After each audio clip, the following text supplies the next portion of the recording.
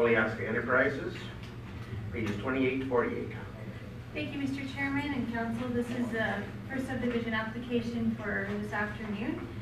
This application is to subdivide out a 4.4 acre parcel for country residential use from an existing title of just over 50 acres, almost 51 acres.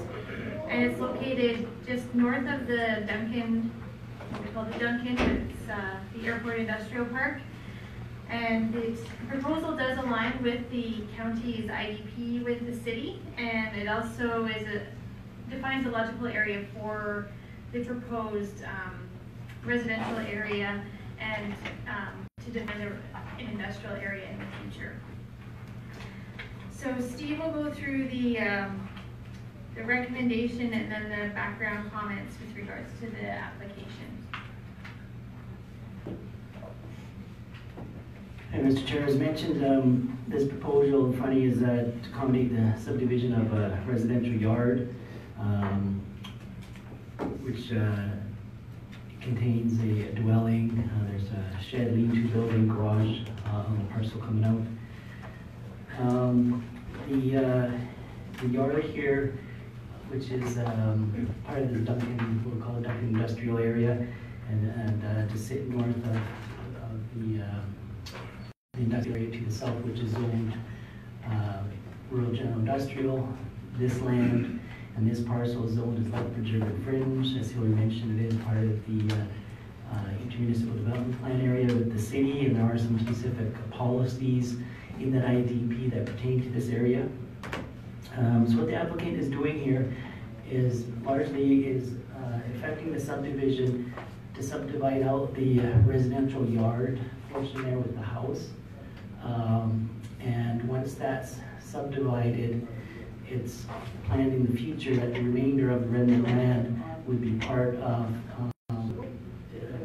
additional planning, and at some point zoned to either the business light industrial or the rural general industrial land use district of the county, and accommodate growth for commercial light business type of stuff in this airport industrial area. This is an area that was identified in the county's industrial commercial land use strategy as a growth area, and was also recognized in the IDP with the city as a growth area for that.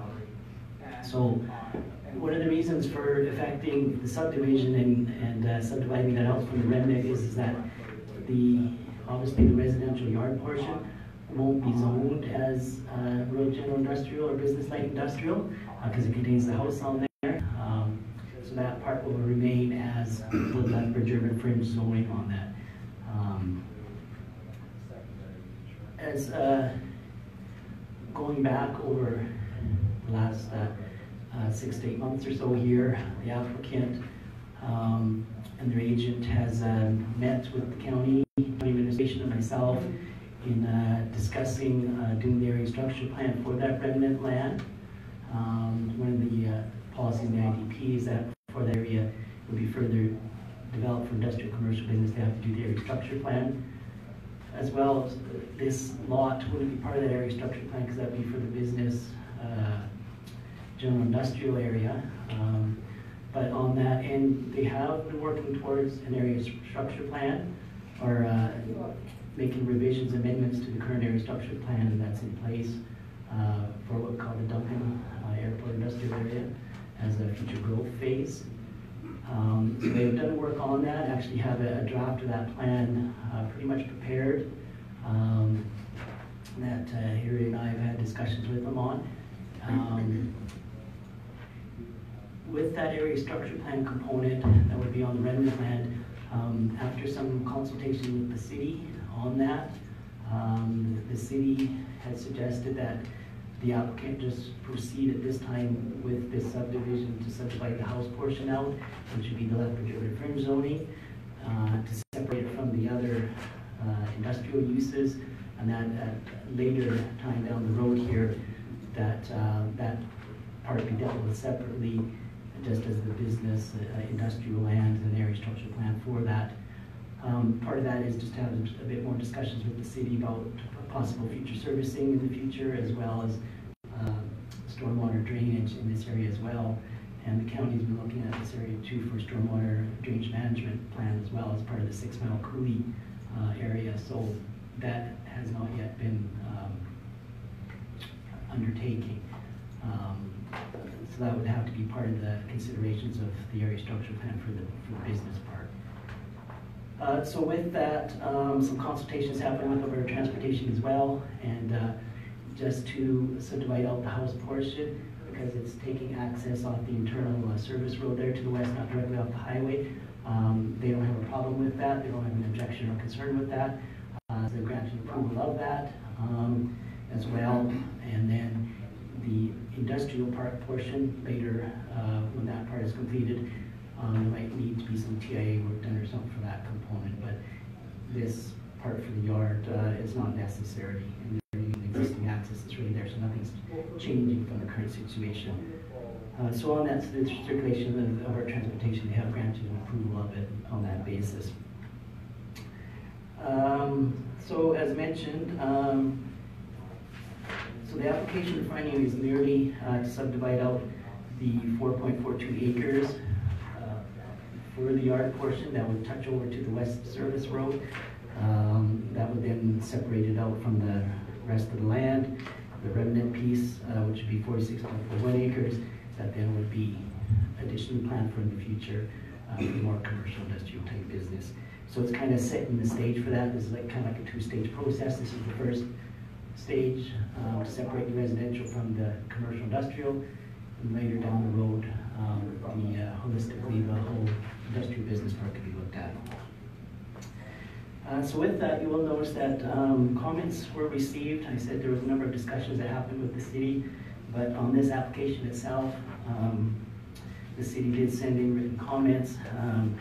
So they have no concerns with this application as proposed to take up the residential yard part, and agree that it complies with the inclusive development plan between the city and the county, so there's no objections on that.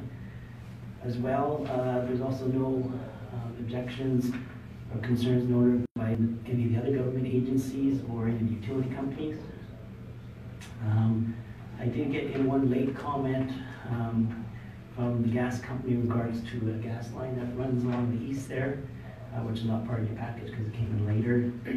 But that is on the remnant land to the east. It's not part of this yard. It doesn't cut through the yard portion, so it's not a concern, and we don't need an easement for that. As well, I will note that due to the circulation of the IDP with the city, I have recommended approval to you on this application with the conditions of property taxes paid up to date and a development agreement entered into with the county. The other one would be the payment of municipal reserve on the 4.42 acres. When I sent it over to you, I didn't have a value in there, but I since have a value that came in at 20,000 per acre. So that would be on the municipal reserve payment portion to the county. So with that, I will note as well that on the draft informative in front of you, there's an A there that, or I should say a B, that refers to that the remainder of the parcel prior to any further subdivision or development would be required to do an update or amendment to the existing 1993 Airport Industrial Park. That would be required. And the applicant is well aware of that because actually they have already largely done the updates to that. So it may need to be revised a bit more with some talks with the city, but they've been largely working towards that goal anyway, so they're well aware of that. So with that, that's the resolution in front of you, is an approval on that basis. So Steve, a couple of questions that come to my mind. What about the other houses there? Where does that fall into? To the south? Yes. Yeah. There's 3 houses there. Yeah. Yeah, so there's this house here on this parcel, there's one house here, Yeah. and then the house that they would like to subdivide out. So you're not subdividing out the one that's in the white squares?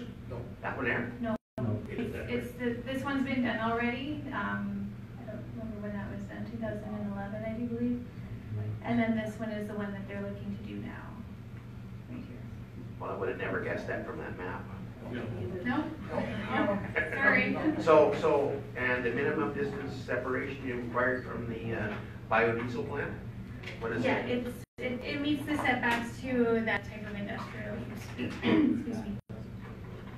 You want what the distance is?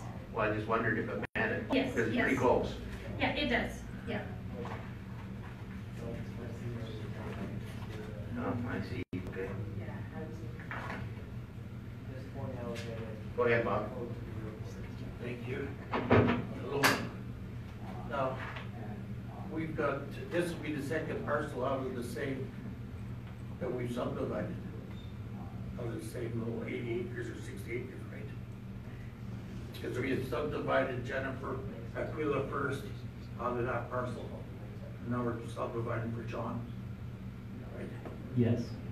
And I thought we were hesitating about that when we got industrial parks. I thought we were hesitating about giving subdivisions for houses or residents.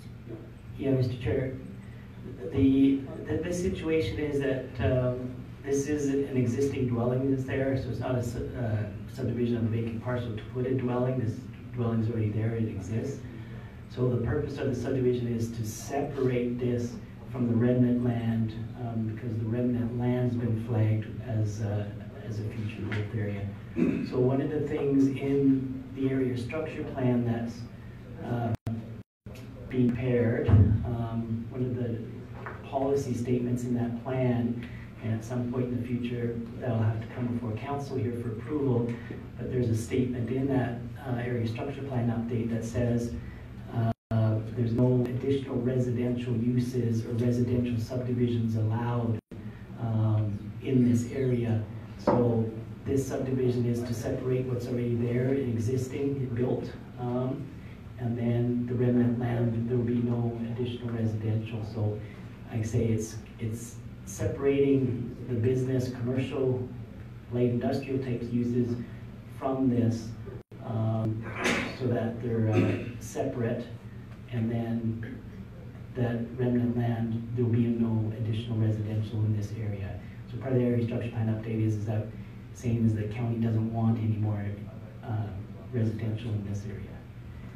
At one time, in talks with the applicant over the last year or two, they had originally proposed that they wanted to do or look at perhaps group country in this area, and we said no, this is not a good area for group country residential, and it's been already flagged by the county that by the airport there and off Highway 5 that we prefer more business commercial type land use than residential, that type of stuff. So on that basis, then they went back and they designed their plan on that basis in order to comply with the county's long-term growth strategies. So, just Go ahead. now, how many acres did they subdivide the first time off? It's probably about the same. 4 to 5 acres, something like that. Go ahead, Ann. So in essence, you're trying to correct an existing situation. Well, correct, but also to set it up for planning for the future, so so the applicants can go down the road of meeting the county's long-term strategies and growth plans and the IDP that the county has in place with the city. One of the things to remember is that this parcel is not zoned as rural agriculture, it is zoned as that urban fringe, and there's an IDP in place, so there are a little bit of different policies that are applied to that than it does to land that's zoned as the regular rural agriculture or something like that. So this is something that was contemplated and was addressed in the IDP with the city. So and the third house is in a different order then? Or where the? The third house is in the, right under here, Mr. Chairman, under the Southwest 10-8-21. This one right here. So it's in the same order? I do believe they are all in the same quarter, yes. I guess where I'm getting to is it on a title with the rest of the land then, or is it a separate title? It's a separate title. So this will be the third residential subdivision. It's the third house that's there, yes. Yeah, when back in '91, when the original Duncan Airport Industrial Park was done, when that area structure plan was done, it was designed around this, the way the lots were at this time, and that south house is like the remnant piece of the area structure plan that was done for Duncan. So it was designed on that, or designed around it on that basis.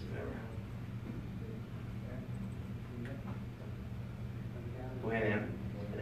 So, sorry, you're just saying that it was designed around it, so did they anticipate that this would be corrected? You say it was designed around it, that's just what I'm curious about. What I'm asking is, historically, what was, when the Duncan Park was designed, what was there already? Can you just show me that? I do believe there was two yards there at the time of the Duncan Industrial Park. So there was this parcel right here, which is a residence, one residence. Yeah. And then there was the remnant title up here. There was another house right there. Yeah, and The old that house. house, and the old house. Yeah. And so, I believe it was in 2011 that Koliauskas came and then subdivided out the old house. Or they had built two houses and then they subdivided out the old house when I read the old report. Thank you. So it's kind of a messy area. We understand that. We're just trying to make the best out of the situation at this point in time to move forward on the expansion of the Duncan Industrial Park. Ken? So the block one was there already, Yeah. and then, so you're just using that plan number and just taking out the house here? Mhm. That's correct. And then block one got their own access. Yeah, the development agreement will have to get them to put in a separate access to the, if the subdivision is approved, then they would have to put in a new access to that subdivided yard. Me? Yeah, just another way to think about it too is to think in the reverse. The applicant is going to have no title. Could have came in and kind of what they were originally doing was to do the area structure plan for the remnant land with the road coming in and have all the parcels for the commercial, industrial, business use and do that plan. And then this house part would have been the remnant part left over from that plan because it's part of the whole parcel. So they would have planned for the rest, did a plan on that, subdivided that, and then this existing house would have been on a remnant parcel. But instead, and after talks with the city, they said, well, because the county still has to do the 6 Mile Coulee drainage plan, these guys need to do stormwater drainage plan on the business part, whatever we left and all that, is just to switch it and take the house out first and then deal with the remnant land after, or plan for the remnant land afterwards or whatever like that. So it could have been on a remnant piece through the other process, but instead we're taking this out and having the remnant of the larger piece that then would be planned for. So you could do it one way or you could do it the other, but because the house is there, it makes some sense to, okay, we can take the house out and then plan for the remnant piece, and that would be different, because the house is there. Either way you do it, the house is there, you gotta plan around it, in other words. That makes sense. So then the two older houses that are there, if there was some kind of a disaster and they lost both of those, would they be able to rebuild on those lots? Yes, Mr. Chairman, those lots are still under the urban fringe district, so they would be allowed to rebuild. We would, I mean, it is the anticipation that over time that we would hope, like in the Stewart Siding area, that the houses would eventually be phased out because people would have more interest in developing them for commercial purposes than residential. But in the meantime, if say, you know, there was a fire or something happened, they would be able to rebuild because they're under the urban fringe district. Thank you. Any other questions?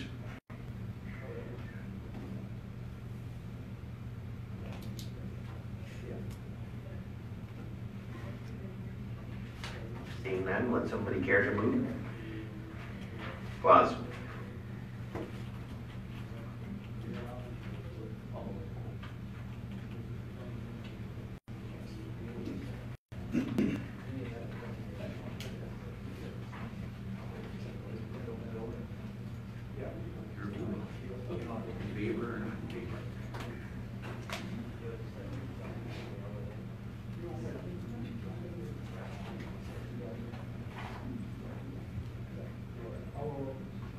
other questions before I call the question? Seeing none, all those in favor? All those opposed? Carried.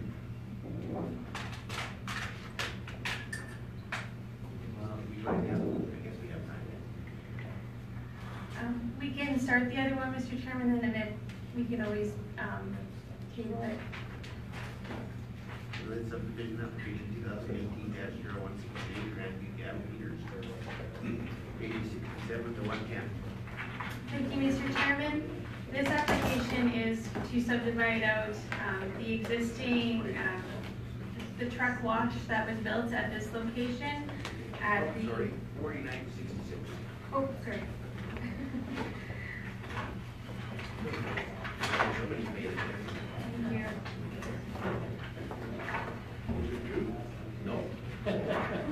Apparently not. Sorry, this application is to subdivide out the existing built truck wash that's on the northeast 361023 west of the 4th, and they wish to subdivide out 13.02 acres from the 163 acre parcel. Units for an isolated rural industrial use, as mentioned, the truck wash. The application, under the subdivision criteria, you're allowed up to 10 acres per parcel, so they are requesting that they get a waiver of that, a parcel size waiver for the subdivision, but as per Steve's comments in the report, it does meet all the subdivision criteria other than that. Steve will go through the comments and the recommendation. And Mr. Chair, as mentioned, the subdivision is for a established agricultural wash facility associated with Grandview cattle feeders. As he already mentioned, this does have an approved development permit on site for the truck wash facility, which includes the building along with the water dugout and waste water lagoons on site. The development, as it's located in the very northwest corner there, they're applying to subdivide out the area of the operation with the building. It does come in a little bit over the 10 acres at 13 acres, largely to meet the setbacks to the highway that were required, and then the size of the both clean water and the wastewater lagoons on site needed for the truck wash facility, so they have enough room there. It does come in at 13 acres, 13.02 acres. As you notice, the parcel, it is angled. There's an agricultural pivot system on there and agricultural land, so that accounts for why it's angled there, because of the pivot. As well, they also have a septic field on site also for the users of the facility there. So that also had to be included in the yard also. So with that, the way it's designed, the dugouts, the lagoons, and the building all meet the setbacks, the required setbacks of the county's bylaw to the property lines. One of the things with this application is that because it's adjacent to Highway 519, required Alberta Transportation approval. Alberta Transportation did respond, and as you'll notice in the draft resolution, there is a requirement that they have to provide a 30-meter wide service road along the frontage of the highway there. Transportation is okay for now, it doesn't have to be developed, it can be caveated on the title, but they do have to provide and protect that 30-meter area along the highway, so it'll be a condition of approval. As well, I didn't have comments back yet when I sent the package over, but we did receive comments from the LNID. So they don't have concerns or do not object to the proposal, but they do note that the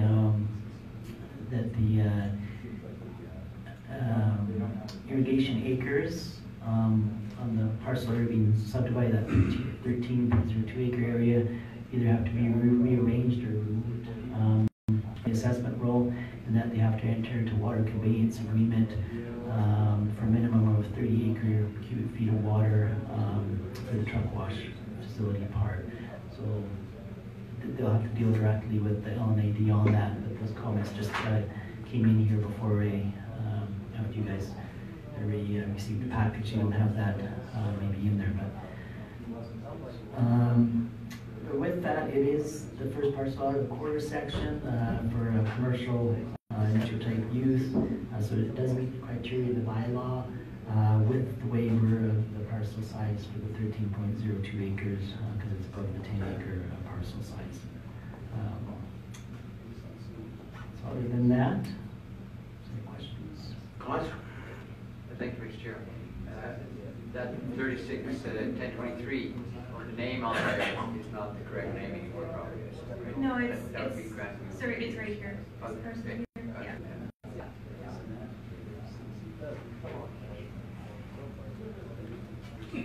Dean? Thank you, Mr. Chairman. At the time of their development, did Alberta Transportation require them to add turning lanes into the property, or seems like I've heard that somewhere, but I don't know. Yes, Mr. Chairman, through your Councillor Steve Campbell, this, from what I recall, the permit which was approved on appeal, there was some conditions that Alberta Transportation had on the turning lanes. I'm not sure if they, I mean, I know they haven't been done. I'm just not sure when Alberta Transportation would require them. So that's more so between Alberta Transportation and the landowner. We kind of don't have much to do with that, but if that's something that's of interest, I can always explore that and get back to council just on that side of things if they want to know where things stand with regards to that with the development permit. So if they were to require turning lanes, would they not have to give up the right of way all across that border then? I do believe Instead of that just on the, just on the specific acreage? I do believe that they could have, from the drawings that I saw, they could accommodate those turning lanes within the existing right of way. Yeah. Any other questions? Yeah, Morris? thank you, Mr. Chairman. Just for clarification, so transportation is not gonna, or make them put in turnout lanes? Because they have a service road there, right? I would have to talk to Alberta Transportation about how they were going to apply, because that was for the development permit, and whether or not the service road would change their requirements for the turning lanes or not, that's something that would have to be investigated further. But as far as I know, they haven't had to be required to do the turning lanes yet. And just maybe further to that, sometimes what Alberta Transportation does is they have trigger points. So sometimes based on the development and amount of truck traffic and that thing, they might not have them do it now, but it's just if they exceed a certain capacity, that pulls the trigger, so to speak, that then has to be put in. So it's almost like how applicant enters a development agreement, accounting for certain things, also transportation, they enter into agreements where transportation requires them at a certain point that they have to execute that. So in this case, even with the service road here, they're saying, well, for now, it's just being put on by KVIA. They don't actually have to develop it. But they look at the amount of truck traffic and the capacity and that sort of thing, so. Morris? Yeah, thank you, Mr. Chairman. We all know where it's situated, and it's a beautiful setup, but for what it's being used for the big heavy traffic down there, and what has to turn off on the 519 and into 519, I feel that we should not deal with this today and get more clarification from transportation, because that is, in my eyes, just an accident to happen on them. If it is slippery or foggy or whatever, and those are the situations we're going to run into with that subdivision. And if we approve the subdivision, basically we're saying, hey, we're okay with it, but whatever could happen on them. And I'm not comfortable with that. Thank you.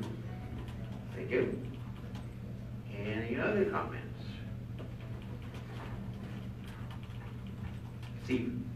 Mr. Chair, yeah, that is a concern. I will say though that the truck wash has an approved permit, so that truck traffic is going to happen regardless if it's subdivided or not, because it's going to the facility, whether it's on the whole corridor or subdivided on a separate title. So So whether it stays on the whole quarter or is subdivides out, that part won't change, whether it's subdivided or not. But transportation did give an approval of the subdivision, which is in your package here, whatever. So as the provincial authority in charge of the highway, they did grant an approval of it. We could get more details from transportation if you like that and bring that back to you. But likely on the subdivision side, that won't change because they did submit here that they approved it. Morris? Yeah, thank you, Mr. Chairman, and that is my point. I would like to hear from them what their thoughts is on, and the philosophy of, with an operation like that right along a fairly heavy used highway. That's my concern. Any other comments? Are you making that a motion? Are you going to make that a motion, Morris? Oh, yeah, thank you, Mr. Chairman. I would like to move that we basically defer this to a later date pending better information from transportation coming to council. Is there a deadline for this?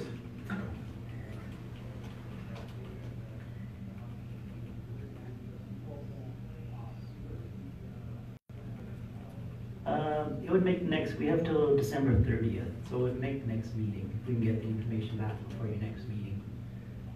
Okay.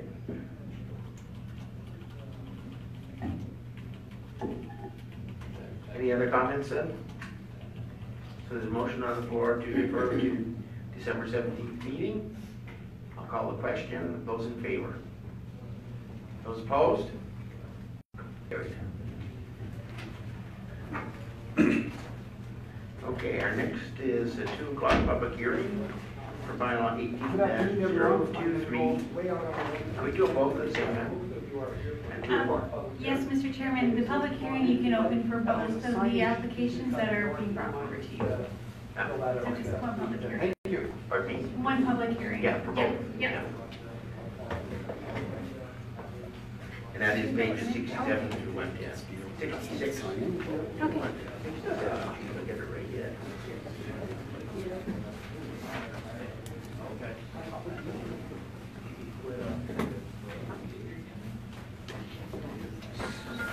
So could we have a motion to open a public hearing? I'll move so.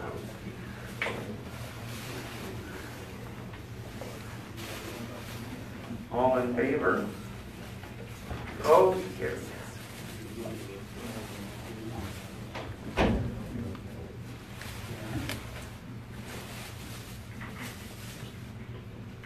Thank you, Mr. Chairman. I'll just let everybody get in and sign in Yeah, before no I problem. start.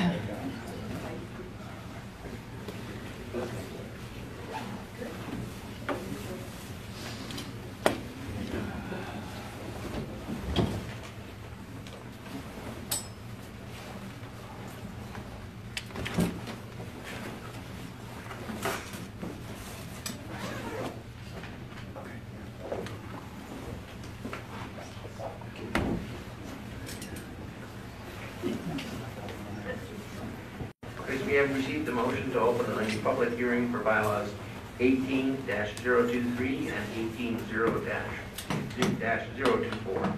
Hillary, if you want to start us out, please. Thank you, Mr. Chairman, and thank you, council, and everybody who came to the public hearing today.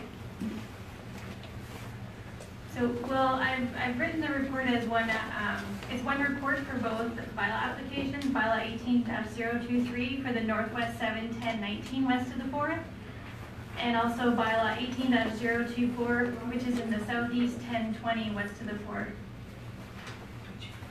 This application has been made to Lethbridge County to amend the land use bylaw from rural agriculture to a direct control for, as I mentioned before, the south half of the northwest 71019 and the north half of the southeast 121020.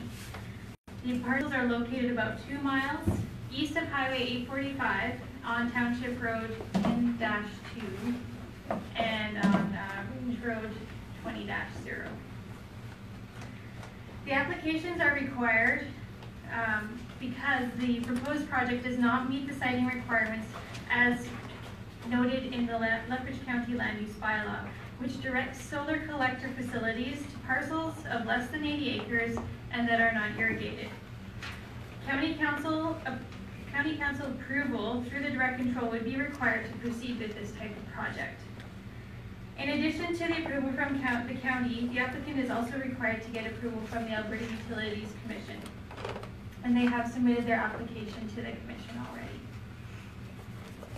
This application has been submitted along with their application reports on environmental effects assessment, the stormwater management plan, and noise impact assessment. These documents support the proposed project and are required for any submission to the Alberta Utilities Commission for their review. The applicant also provided the reasons for their application as being that the land is relatively flat, there's little to no directly affected neighbors, minimum oil and gas infrastructure, the proximity to this distribution substation, the land is clear of any structures, and its minimal environmental constraints such as wetlands. The proximity of the project to the substation appears to be one of the key items of importance. As a project of this size would not be viable if it was to be further away from a substation. The application does not, at least in their application, doesn't refer to how the project would apply to any county policies at this time. With regards to county policies, there are 2 sections of the municipal development plan that are relevant in consideration of this type of amendment. The first is section 6.5, which is the agricultural section of the municipal development plan, which states that the county's objective is to ensure the continued viability of the agricultural sector within the county while in tandem with the pursuit of diversification of agricultural opportunities.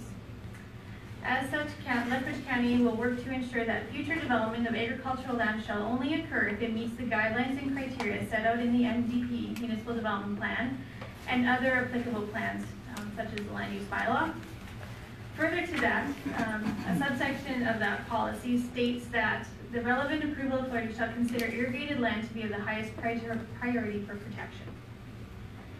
The second section of the municipal development plan that is relevant to this type of proposal is under the energy section of the municipal development plan. Specifically, it states that county council shall encourage alternative energy developments in the county, including wind, solar, and geothermal, but will have consideration for the type of technology and potential impacts on neighboring land uses, especially residential development.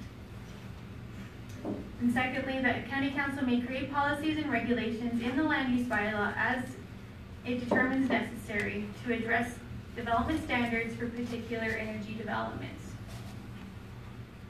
So with regards to that last statement, in the 2013 land use bylaw, county council put in regulations or approved regulations with regards to solar collector facilities.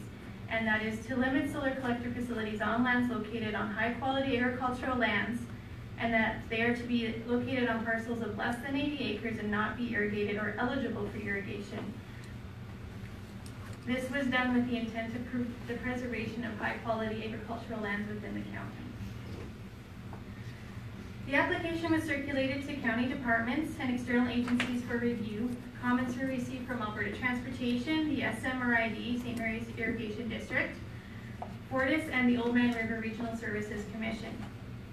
Alberta Transportation and Fortis had no concerns with regards to the proposed amendment. The St. Mary's Irrigation District stated that the irrigation rights must be transferred or sold to reflect the acres that would no longer be under irrigation. And comments from the Oldman River Regional Service Commission were as follows, and they're in complete form in the agenda package. that the lands are considered good quality agricultural lands and that would be taken out of production. The views and considerations of the neighboring landowners and residents should be considered. Weed control would need to be appropriately addressed and be approved by the county. The submission of an emergency response plan should be submitted to the county. A decommissioning plan be submitted and appropriate measures be taken that ensure that a decommissioning plan is adhered to. And that there are a limited number of substations in the county and the number of solar facilities proposed in the county may be limited. Just for council's interest, there are 4 substations in Lethbridge County. The proposed bylaws were advertised in the November 6th and 13th editions of the Sunny South News and also sent to landowners within a mile of the proposed project. County received 2 calls from adjacent landowners. The first call requested additional information with to the proposed direct control and expressed some concern with regards to the proposal and the impact to adjacent landowners, but were not expressly opposed. The second caller expressed concerns with regards to proposed amendments. They also have submitted a letter of specific concerns with the project. Some concerns include property devaluation, glare effects, impact to the crops, aesthetics to neighboring properties, and the decommissioning concerns. After this report was written, I did get an additional call in with regards to the proposed applications with similar concerns than the second caller, including glare effects, impact to the crops, aesthetics, and decommissioning concerns. So with that, administration has recommended that the bylaws not be approved by county council on the basis that the solar collection facilities do not meet the intent of the municipal development plan or the land use bylaw as the policies are stated today. There is, if county council would see some merit in the application and approve the readings, there are some potential tax revenue implications that the county and the landowner who the solar collector facility would be located on would benefit from. In addition, as mentioned by Steve Hardy at the Old Man River Regional Services Commission, there are a limited number of substations in the county, and there is a limited amount of capacity in those substations for projects coming in, which could potentially limit the number of these types of facilities that the county could see. And notwithstanding that, substations can be upgraded, or new substations can be created. That concludes my report at this point in time. Is there any questions from council of myself? So Hillary, in regards to decommissioning, what are the regulations for solar farms to be decommissioned? I am not 100% sure what the regulations are for solar decommissioning. It is under the Alberta Utilities Commission that they would require a decommissioning plan. I'm sure that the applicant would have a lot of information with regards to how the decommissioning would work and what their decommissioning plan would be though. Okay, because we are aware that they're pretty slack for wind turbine projects. I think that's one area that they're trying to resolve, but I don't know that they've been able to do that as of yet. Thank you. No other questions? Dory. Thank you, Mr. Chairman. Hillary, you spoke to some degree about the county's current plan, and you referred to not using good quality irrigated lands, under 80 acres, and things of that nature. Could you give me a timeline as to when the county established that? I believe it's in here. The county established those regulations under when we redid the land use bylaw in 2013. So that was in October of 2013 that those regulations were approved.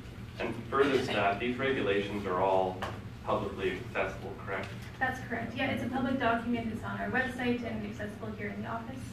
Was there, has there to this point been an attempt to conform to those regulations? I guess it's when the county was first approached, was it an endeavor to try and find a home that met these regulations? We've had a number of different companies come to the county asking questions on how to apply these. I think there are limited areas where you could find this criteria around the substations for smaller range projects. So this is a 22 megawatt project. So I think that applicants have tried to look around, but there isn't that many opportunities in the county because we have so much good high quality agricultural land in this particular area where the substations are. So it's difficult. Thank you. Thank you. Any other questions? So we'll move on to the public part of this hearing now then, and I would ask that anyone who wishes to address, please make your comments through to the chair and to council, and please give your name before you address so Lorraine can record it, and that you keep your comments to the public hearing. So I will ask now for anybody who is wishing to speak in opposition.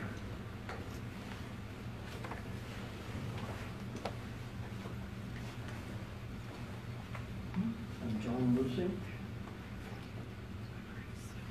You can have a seat if you like, please. Thank you. And, yeah, that's just up the road from where the proposed. Sorry, could you speak into the microphone? And if you could state your name again, because I think we missed that. John Lucing, and I live just up the road from where the proposed site is. And what I don't understand is that it seems that there's very well thought out stipulations in place by this county, and I'm in agreement with them. And when something comes up, why would you look at changing that? Like, it's also interesting how people may not think this affects anybody, and so be it. I saw a comment from one of the councillors in the Sunny South, and I thought, well, what if that's in your backyard? And you know, so I just don't see a reason to change anything that you guys have recently put in place, not that many years ago. That's about all we got to say. Thank you. Any questions for John? Thank you. Is there anyone else wishing to speak in opposition?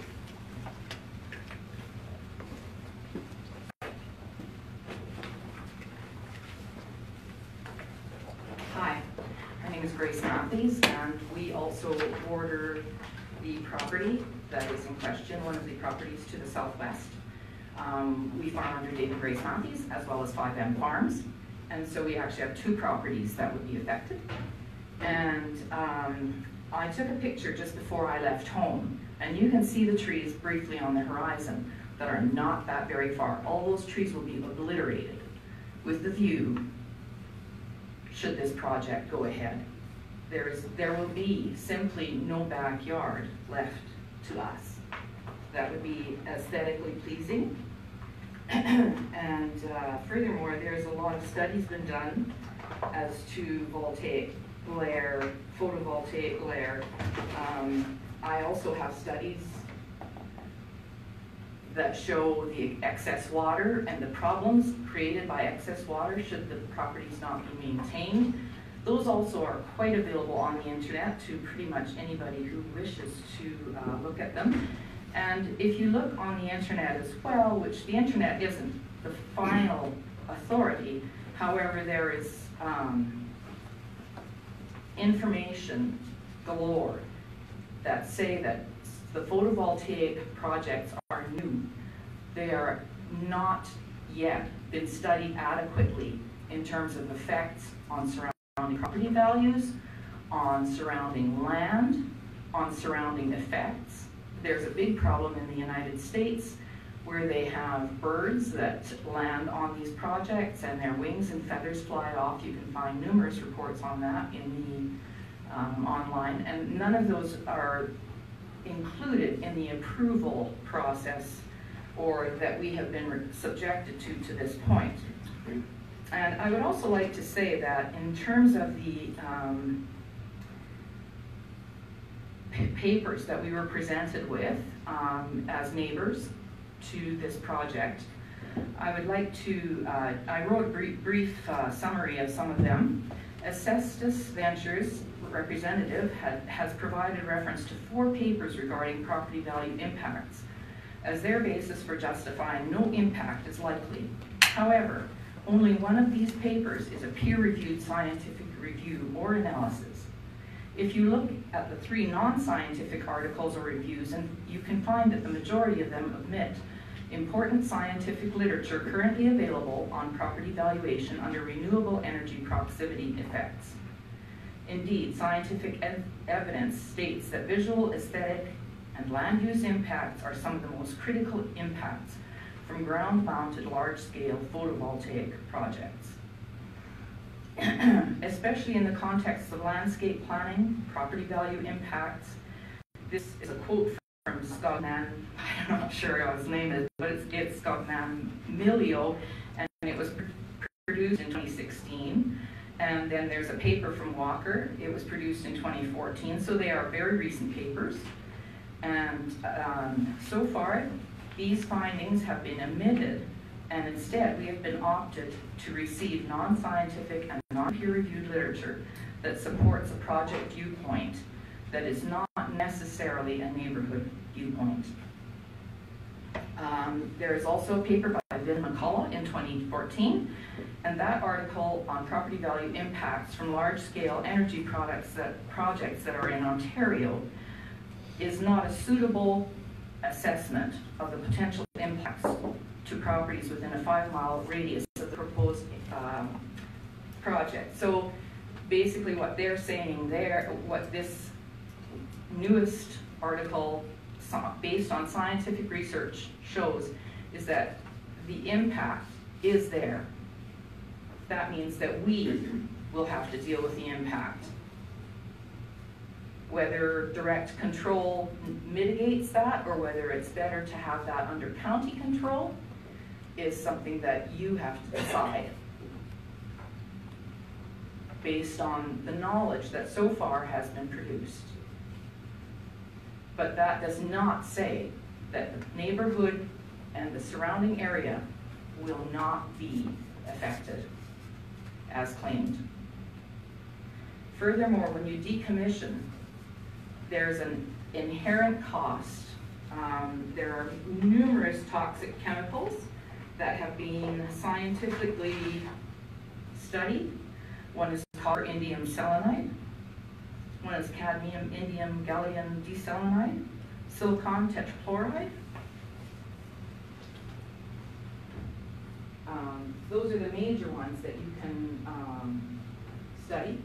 And already science, the fellow who did this particular report has stated that when they are decommissioned, many of the chemicals that are in these need to be removed. Otherwise, they cannot go to a general, so they cannot go to a general site. So there's the added cost of having that cleanup.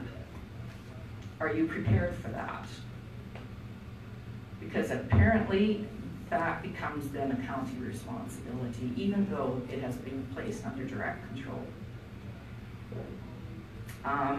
There are many other studies that I could go into. I don't want to bore you, but I really feel that our neighborhood would be best benefited by perhaps having this project in county control, not direct control, and perhaps in a place where it will not affect the surrounding neighborhood. It is a 5-mile radius on most of the reports that homes are affected by, and there's a lot of places within that 5-mile radius if you look on your map.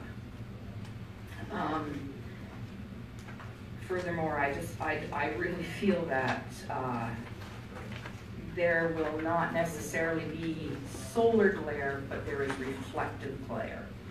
And that will affect particularly the homes that will be facing that, even if the angle is at the 35-degree that the project claims to be.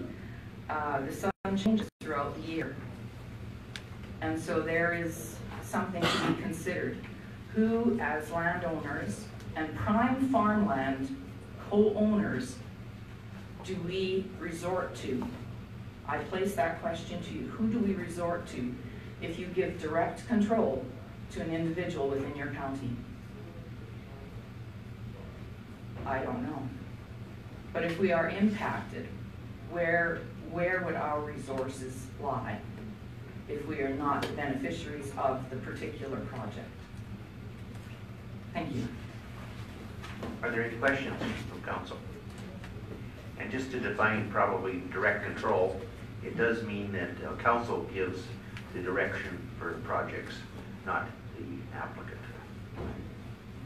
Is there anyone else wishing to speak in opposition? Is there anyone else wishing to speak in opposition? If not, anyone wishing to speak in favor?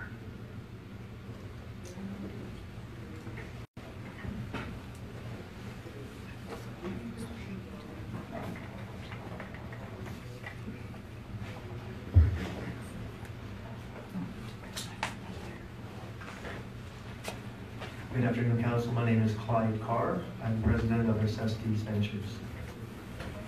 And I'm John Ellis, owner of Esestes Ventures. Solar power has become an economically competitive energy source in Alberta. It is a clean, low-impact way for communities to grow and diversify their economies. By allowing this project, Lethbridge County can increase their tax base while providing virtually no increase in services. I'm not a farmer, but for the last 20 years, I've managed farmland in Vulcan County and the MDs of Foothills and Willow Creek. I became interested in electrical generation when I was approached by a wind energy developer who wanted to lease some of our land. I saw solar facilities as a way to leverage my farming interests and diversify my investments. After several years of research, I formed Esestes Power and Esestes Ventures with my colleague Clyde Carr. Our business is to develop and build small utility-scale, distribution-connected generation facilities in southern Alberta. We are currently developing 6 projects, 2 natural gas, and 4 solar. One of the solar facilities is located on land I own outside Stavely. Alberta is undergoing a transformation in its power generation industry. About 6,300 megawatts of coal-fired generation will retire by 2030. This is over 40% of the total generation capacity in the province that will have to be replaced. In the same way that individuals and municipalities need to diversify their investment, industry needs to diversify their investment. The best generation mix to replace the coal fleet and maintain reliable electrical service is a combination of renewable energy and efficient gas-fired generation. Alberta is blessed with sun, wind, and cheap natural gas. And it's this combination of generation that will provide clean, reliable electrical power for many years to come. Our projects are connected at the distribution level rather than the transmission level. The transmission system is the network of large, high-voltage lines that connect across the entire province, and the distribution system is the local network of lower wattage lines that serves customers out of the individual substations. If there's no distribution-connected generation on your particular substation, then all of your power is coming off of the transmission system and could be coming from anywhere in the province through large, expensive transmission lines. On all of our electric bills, there are transmission charges that are dedicated to paying for these transmission lines. By building power facilities connected at the distribution level, our facilities will power the load on the individual substations first. This reduces the need for electricity to come from other parts of the province. It's unlikely that the province would ever eliminate the need for transmission lines, but every distribution-connected generation facility that is built reduces the need for spending money to construct more transmission lines. We have chosen this particular site because in order to build economically competitive distribution-connected generation facilities, they must be big enough to achieve economies of scale, and in order to have enough capacity on the distribution system for a facility of this size, it needs to be near a substation that serves a local load. Outside of the city of Lethbridge, there are only 5 substations in Lethbridge County. And of those that serve local load,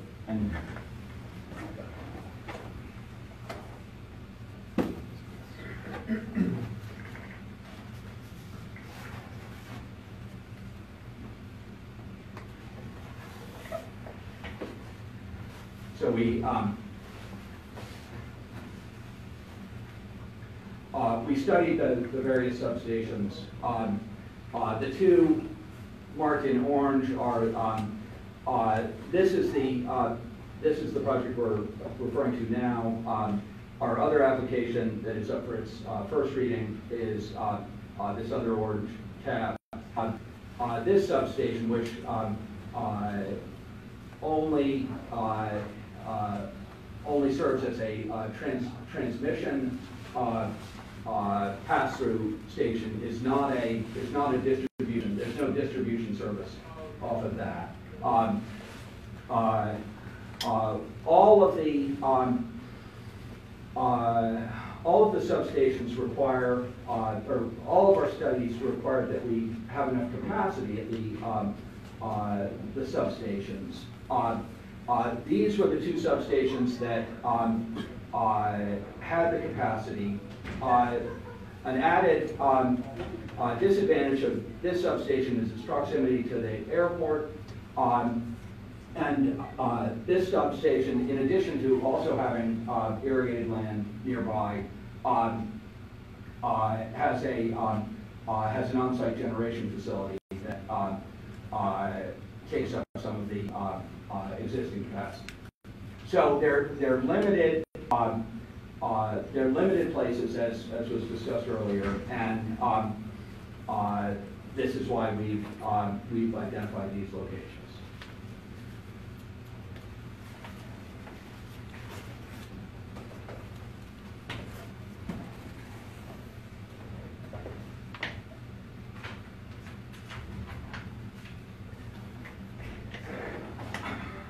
One can argue that solar facilities should be located in remote areas on undeveloped land, but most undeveloped land is native grass, and Alberta Environment and Parks is opposed to solar facilities being built on native prairie. In addition, most remote locations are not near a substation, so the project would have to be on the transmission system to transport its power to customers, and would have to be large enough to justify the expensive transmission upgrades and interconnection. We are proposing to build on cultivated land because it is near a substation where there's local load, and in one way the land is already developed. The project we are proposing is not farming, but there are similarities. Solar projects and farming both use the land and the sun to generate a product. Solar facilities generate electricity, and farming yields food products, raw materials for textiles, construction, and energy, such as canola for biodiesel. I'm aware that the biodiesel industry here in Lethbridge County has not met expectations, but in Canada, about 10% of canola grown is still used for biodiesel. Our proposed use of the land is different from how it is zoned, but there are similarities both in terms of the means of production and, in the case of biodiesel, even the product. One difference is that the solar facility is not using the soil. The soil is being allowed to rest, and at the end of the useful life of the solar facility, the soil should be as or more productive as when the facility was installed. We are not asking to fragment the land. When the facility is decommissioned, The quarter section will be intact and can return to full farming operations.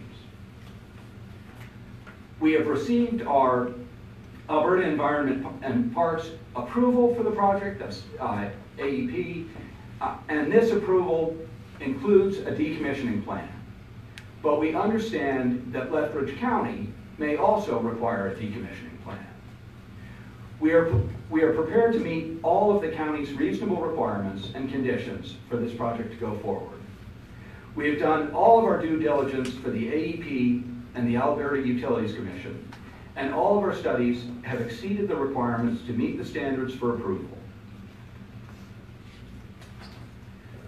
We understand that the project is not a farm and could change the landscape in ways that some people could find objectionable. We have conducted our stakeholder consultations, and I have met with neighbors who have objected to the project. I am hopeful that we will find ways to address their concerns. Among other things, we have offered to guarantee that the project never expands further south from its current site. We have also offered to engage some neighbors in a cooperative effort to reduce the risk of crime during the construction period. As a landowner, I understand the importance of weed control, and I expect that we would be held to the same or more rigorous weed control standards as everyone else in the county. The Lethbridge County Municipal Development Plan promotes the development of renewable energy, and we have chosen this location because it is near the infrastructure necessary to build an economically viable facility. We are applying for a change in the land use designation for this parcel because the bylaw prohibits the development of solar collector farms on undivided quarter sections of irrigated land zoned rural agricultural.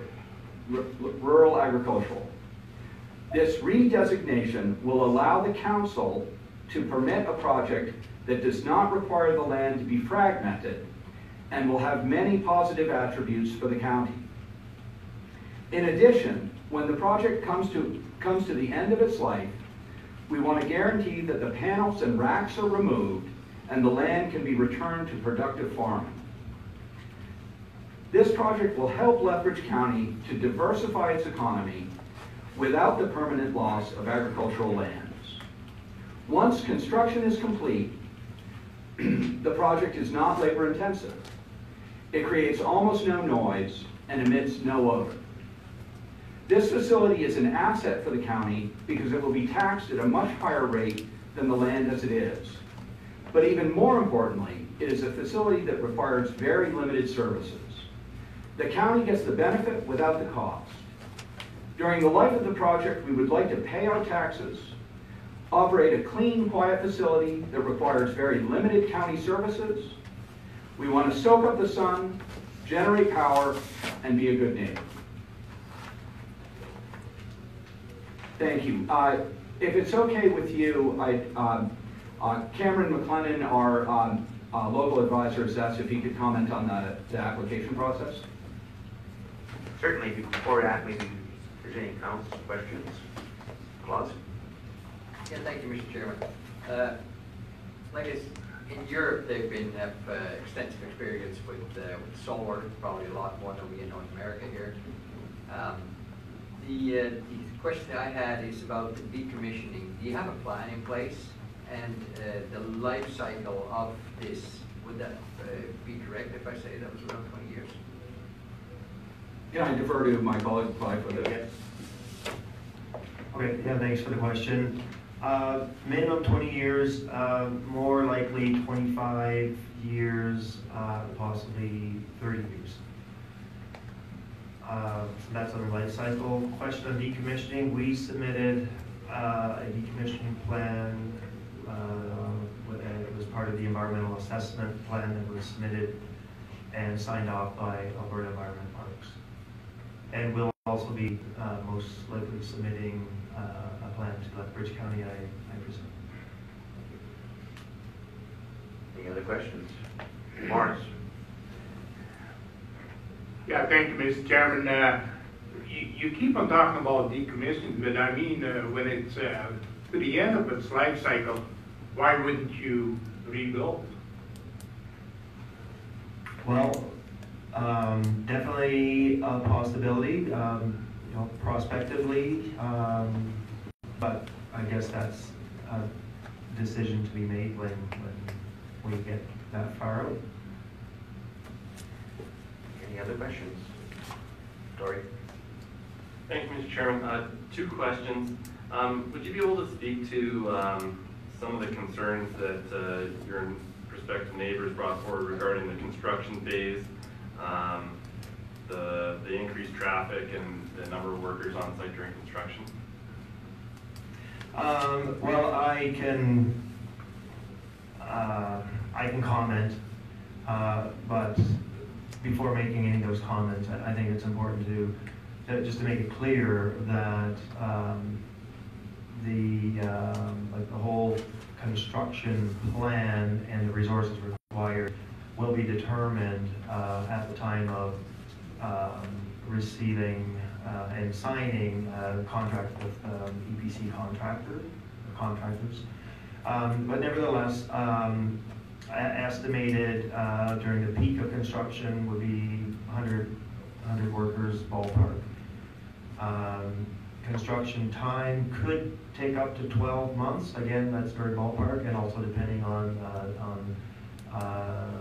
weather, the season of construction, whether it's a winter or versus summertime.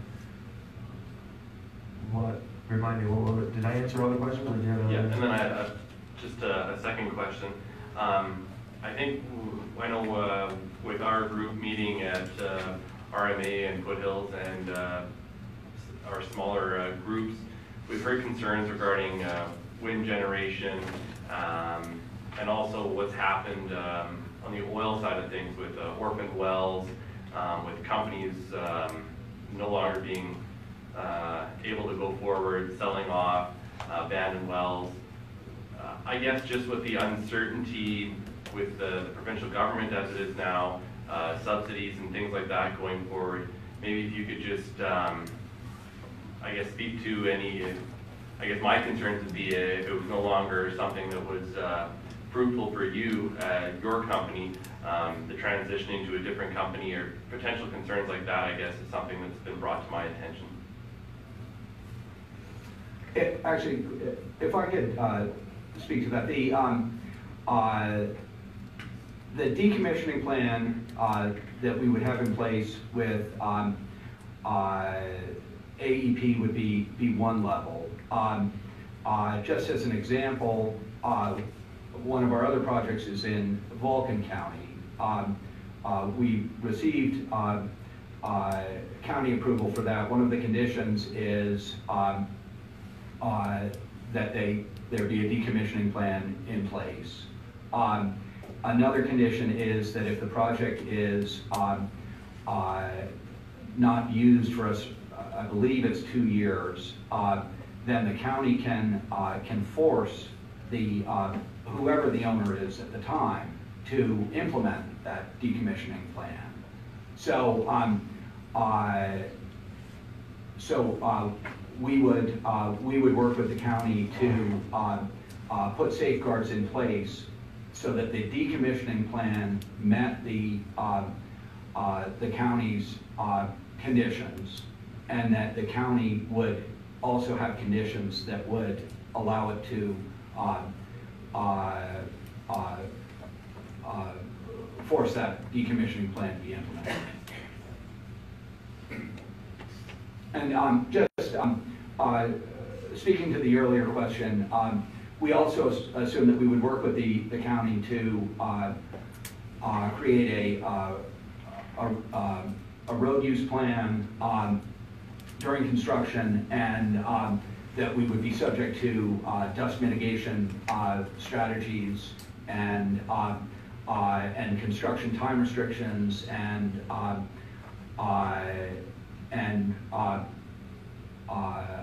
you know, I think that the affected community members should have a voice in that discussion. Ken and then Morris. Yes, thank you, Mr. Chairman. How much would it cost to decommission this in the future? That's an excellent question. So, I don't know the answer, I'm sorry. Solar projects are still relatively new. As far as I know, none have been decommissioned yet. So we have an engineering firm based out of Ontario. So there's a lot more solar projects that have been built in Ontario. Their name is Apricity Renewables. They did the solar reflective study for us. They've done the site design and helping us in all matters related to engineering as well as construction. So that's one of the things that I've been asking them, because if there's anyone who should have knowledge, it should be a firm such as theirs with their level of experience, and they've done research for us as well down into the U.S. And unfortunately, there are no really good numbers to go on. They did refer to one study that was done in the U.S. that would bring the gross cost for a project of the size of our project here. It could be $3 million, and that's very, very ballpark, and that's the gross cost. But the other thing you need to factor in is the salvage value of all the materials, in particular all the copper and other valuable metals in the wiring, because there's a lot of wiring. So the estimates that are available is basically a net salvage cost of zero, if not an actual positive value, where the salvage value is actually higher than the cost of dismantling. So, actually, if I can just add to that, having said that, as part of our decommissioning plan with the county,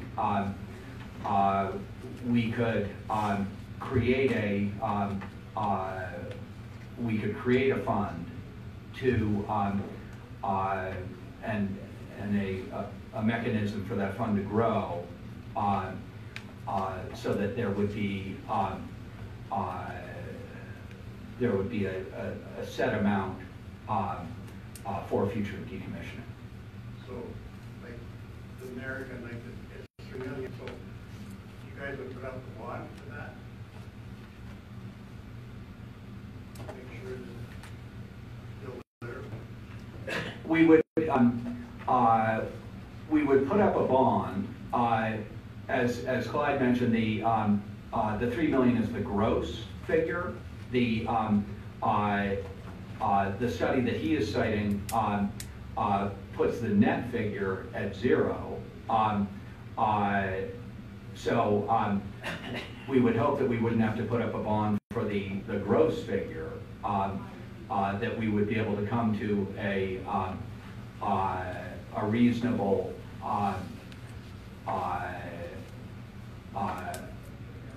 reasonable projection for what the net cost of decommissioning would be.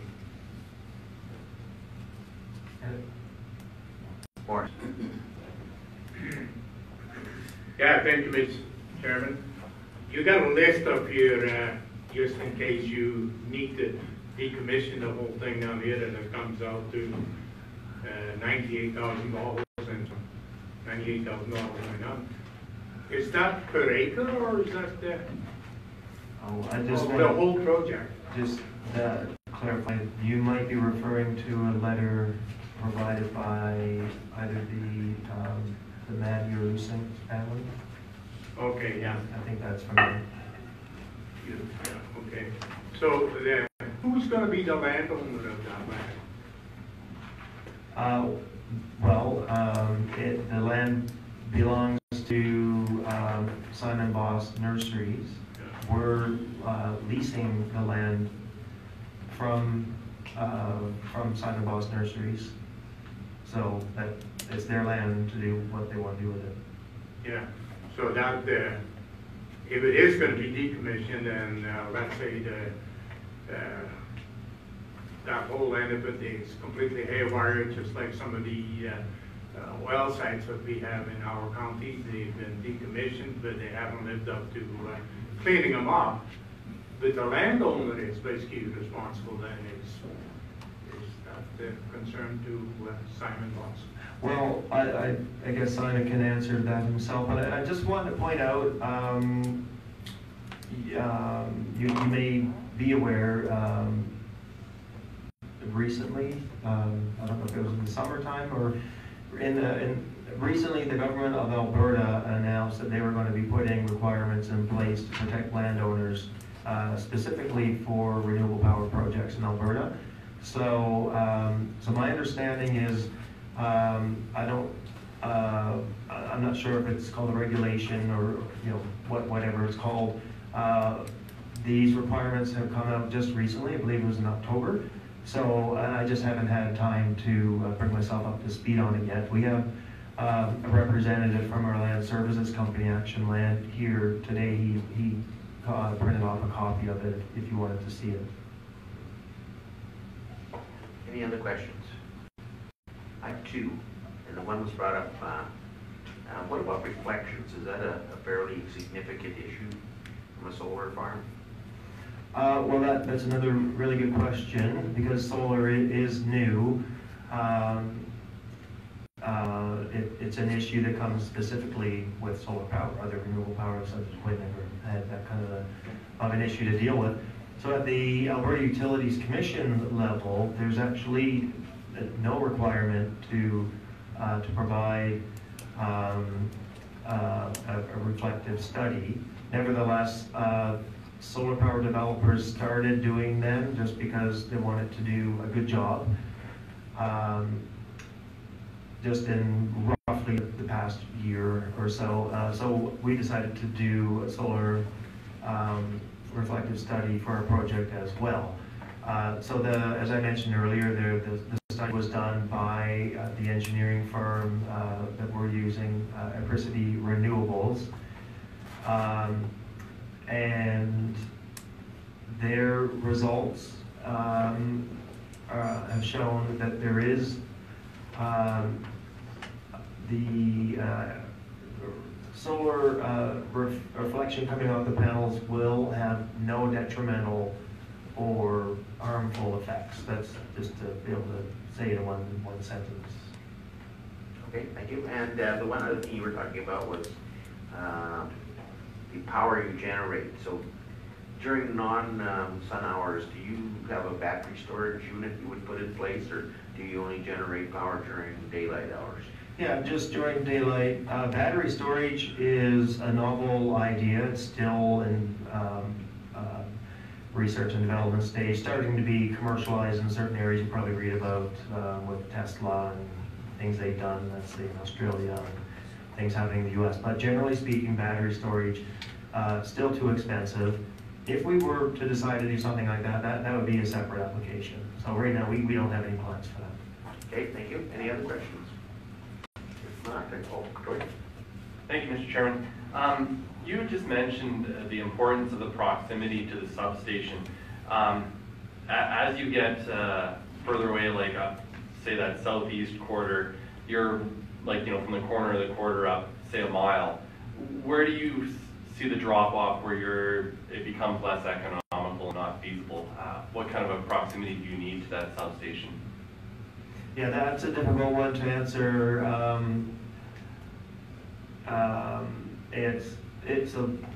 It requires engineering studies done by Fortis Alberta, the electric utility. So what we did in our earlier stages of trying to find the best sites to select for development projects, we had submitted a number of different applications for different locations around southern Alberta and got the results back from Fortis. And it was from doing so that we actually learned through them that it's important to be close to a substation in order to have a project of this size. So just the very, very rough rule of thumb was if you're starting to get past a kilometer, then and it's different for every substation, but you're gonna, rule of thumb is you're gonna maybe start to run into limitations. Once you get past 2 kilometers, then it's starting definitely becoming significant. Thank you. Any other questions? If not, we'll ask Ms. Berlin to come up with. Thank you. Yeah, thank you.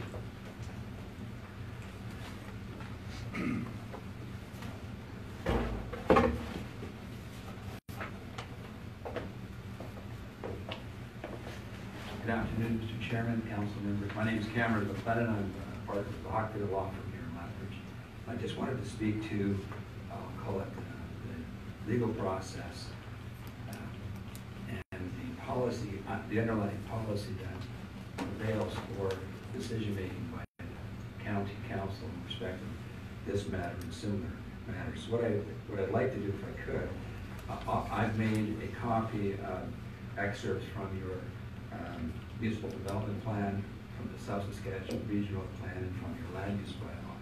And I just wanted to circulate it and just walk you through very briefly. I think that would be helpful.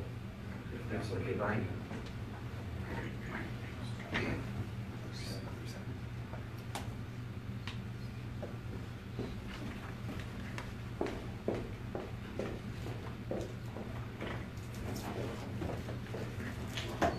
And in addition, I would like to refer to one of the municipal development plan maps for the county. It shows, it's helpful, I think, because it shows the big picture.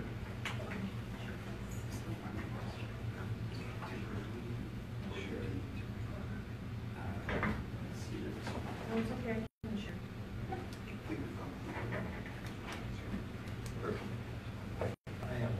Oh, you're, no, I'll your. No, that's okay. I don't care. I can borrow one here. We have next one. We have the picture.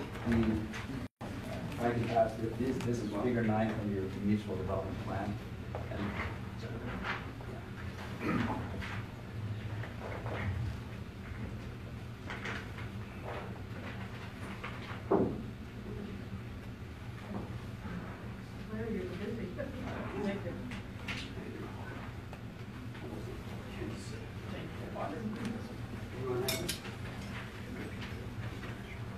This is just a copy of the bigger map we had before. well, Sort of. it is, except this is the soil suitability for crop production figure in your municipal development plan. It does show the county on an outline basis. There are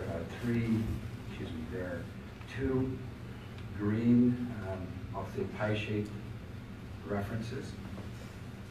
There's 3 of those, and there's 2 red. The red represent the site of these potential solar farms. And the green represent these other substation locations in the county. So hopefully that is that clear enough to everybody? Okay. So that helps us put that into context.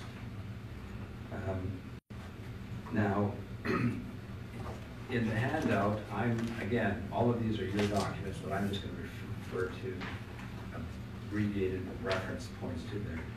In tab 1, which is really your municipal planning hierarchy, that references the intention from the Municipal Government Act. That's the what we'll call the big picture. And tab 1 then takes it right down to your land use bylaws. And the county council are going to be familiar with recent legislation, the Alberta Land Stewardship Act. And below that is reference to the South Saskatchewan Regional Land Use Plan. And so that is the plan that has been determined applicable for this portion of the province, in a broader sense than just obviously Lethbridge County, but the surrounding counties. As I understand it, of the potential plans, the only plans that have really been established yet are the Fort McMurray plan and the South Saskatchewan Regional Land Use Plan. And then below that, we have intermunicipal municipal development plans, and then finally the county's municipal development plan. All of which is then supposed to guide and direct the land use bylaw references. So if I can have you turn to tab 2, it just reminds us that the purpose of the municipal development plan is to provide the county with a framework that will guide development-oriented decision-making processes in order to achieve the county's vision. And then there's 4 bullets below that. And I think the first 3 are particularly relevant. Future policy regarding land use and infrastructure investment decisions. Second is to confirm the county's desire to remain predominantly agricultural while supporting diverse employment and recreational opportunities. And third, provide a clear description of the county's preferred direction with respect to infrastructure, service provision, and future development within Lethbridge County. So that's then saying, okay, here's the guiding references that county is to take into consideration in making these decisions. You turn to tab 3, it just again focuses on decision-making framework, recognizing that you're trying to take into account as the decision makers for the county, the social benefits, the economic benefits, the environmental benefits, and managing those and trying to consider those is no small achievement. Of that, when you look at 4.1, we've highlighted economic considerations within Lethbridge County, focusing on the ongoing desire to broaden the agro-industrial base within the county and diversify the regional economy as a whole. And then on the next page,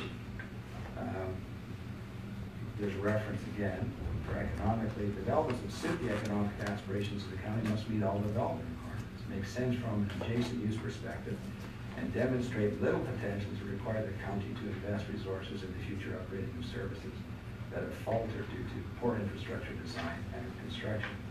And the representation of necessities, which is before you today, really is, okay, we have complied, we've worked with you for more than a year to try to make sure that we're compliant with the process. In other words, the amendment of the land use bylaw that's before the county on a first reading for one parcel and second reading for the other has been done as per your land use bylaw processes. But in a bigger sense, the context is what's the adverse impacts that might happen? And you have some landowners who identified some concerns. But beyond that, you're not having an infrastructure service cost that is substantial. That is all going to be borne by the applicant, and that's their cost. And so that's not a genuine worry to the county. Now, if you look at 4.2 below that in your municipal development plan concerning the environment, it says the county can safeguard its natural capital through the protection of these components while pursuing sustainable opportunities, such as renewable energy, biofuels production, and improving residential, commercial, and industrial developments that are sensitive to the natural ecology. So, Estes is asserting that their application falls within that context, that it is environmentally prudent and it's consistent with what the county has identified in its municipal development plan as reasonable and appropriate. Now, if I can turn to tab 4, again, this is from your municipal development plan under 6.4, commercial and industrial. It makes reference to location and uses at J and K on the second page. It is references page 28, and it says this, and I think this is relevant because this kind of goes to what Ms. Jensen spoke to earlier. County Council may consider industrial or commercial development proposed for lands considered high-quality agricultural land. In situations where the land is adjacent to major transportation corridors and infrastructure where servicing is readily available, Council may also, at their prerogative, restrict such developments if they're deemed to be unsuitable for such lands. So what I'm suggesting is that your municipal development plan considers that the context of this application is within what you would think is reasonable and appropriate. One of the factors for industrial and commercial uses is non-labor intensive industries, which require relatively large areas of land but require minimal on-site improvement services and public amenities. That is what this application, that's what this kind of application fit within. And then tab 5, energy. At 6.1, 4.1, context. In addition to these current developing resources, further potential energy exploitation exists within solar and geothermal energy extraction. So the counties recognize that that is something that you would consider as appropriate in a given circumstance. 6.14.2 in the part objectives says the county's objective is to develop and strengthen alternative energy production. And then on the following page, when I look specifically at alternative renewable energy development, it states the county shall promote the utilization of alternative energy technologies such as solar and wind energy conversion systems. Second, county council will encourage new alternative energy developments in the county, including wind, solar, and geothermal, but will have consideration for the type of technology and potential impacts on neighboring land uses, especially residential development. Third, county council may create policies and regulations in the land use bylaw as it determines are necessary to address development standards for particular energy developments. So I think in response to one of the questions of a party posing, which was answered to by the chairman, then the application has become as a application to amend the land use bylaw so that it can be put under direct control. The direct control is, as the chairman indicated, the responsibility of the council. So it's not turning decision-making over to the applicant, but it's simply saying we're going to change the use in this land from rural agricultural designation to direct control. Assessees wants to emphasize the purpose, though, in this is not to change the use. In other words, we're not going to alter the land. We're going to keep the land intact. We're just going to alter the activity that's undertaken on the land. And finally, 4, the county council will review the county's alternative energy and renewable energy policies over time as new technological developments materialize. If we turn to tab 6, again, it just confirms that the municipal development plan and policies found within it are to be utilized for the ongoing preparation and review of all subsequent local planning documents, so including this application.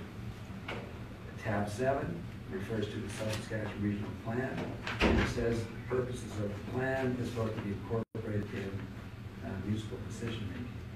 And in particular, tab number 8, it maintains that the region's agricultural industry is to be maintained and diversified. And assessees, Mr. Ellis and Mr. Carr have affirmed we're not going to engage in an activity that's going to fragment the land, or it's going to convert the land to another. In other words, we're not going to be putting up condos. This land is then returnable for agricultural use in due course. Finally, under your energy, under the South Saskatchewan Regional Plan, it identifies that the strategies. And this is at the bottom of the page. It says, ensure policies are in place to promote and remove barriers to new investments in renewable energy. So really that's what the applicant is trying to do. They're trying to come forward in a responsible way, following the process they've worked through the county over the last year, the county administration, to then say, okay, we want to do this responsibly. We want to do it. We're going to follow the processes that are required of us. And we're asking the county to consider this as a new investment in renewable energy consistent with your South Saskatchewan Regional Plan strategy is to be implemented. And finally, the last tab just simply refers to the solar collector farms and the siting and suitability criteria. So we acknowledge that if this land were to remain as rural agricultural from a land use perspective, that would be inconsistent with the purposes of your land use bylaw. Hence the need to bring the application and to seek the outcome, which would be a direct control. The direct control land use would enable the development to be pursued, and the development would be not inconsistent with your current regional plan, which is the South Saskatchewan Regional Plan, or with your own county municipal development plan. So the suggestion by administration or the recommendation that this not be considered because it appears to be inconsistent with your underlying goal or policy to promote and maintain the use of arable land in the county is, I think, is inconsistent with the actual language of your municipal development plan, and certainly as well as the South Saskatchewan Regional Plan. and what they're proposing is not in fact inconsistent with your land use bylaw.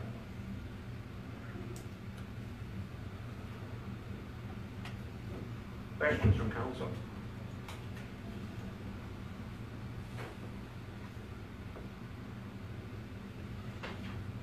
Thank you. Anything else? No, I guess just in summary, the intention that pairs of your municipal development plan and South Saskatchewan regional plan is to protect and pursue opportunities, but it's also to welcome new opportunities, and this application represents one of those welcoming, hopeful opportunities that hopefully the county council will see as reasonable and necessary, appropriate in the circumstance. So thank you. Thank you. Is there anyone else who wishes to be favor? Or did you have anything else to add? Anyone else wishing to speak in favor?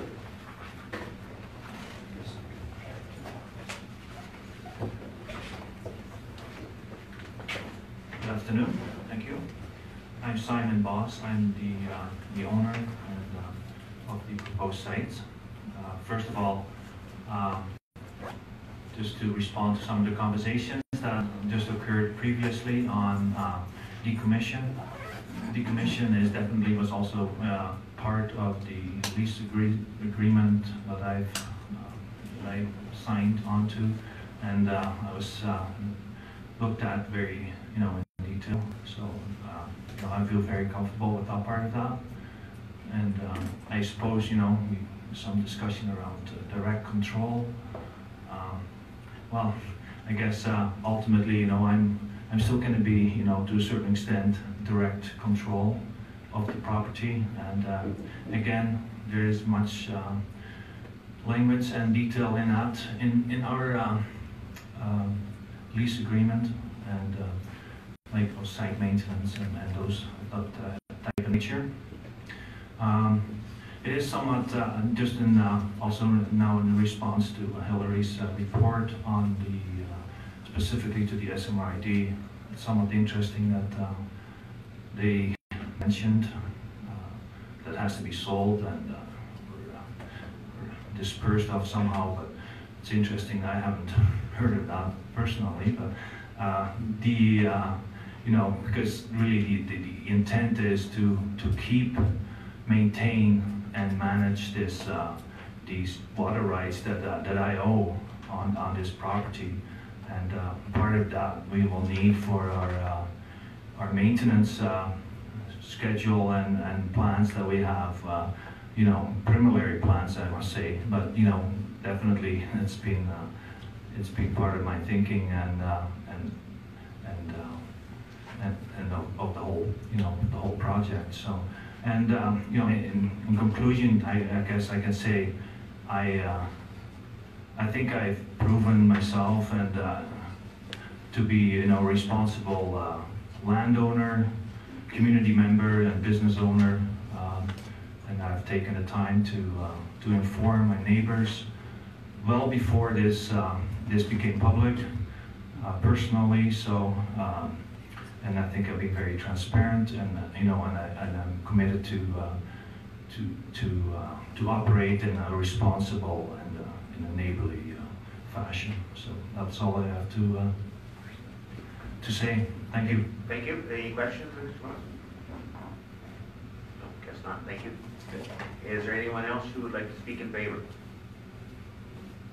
And last call, or is there anyone else wishing to speak in favor?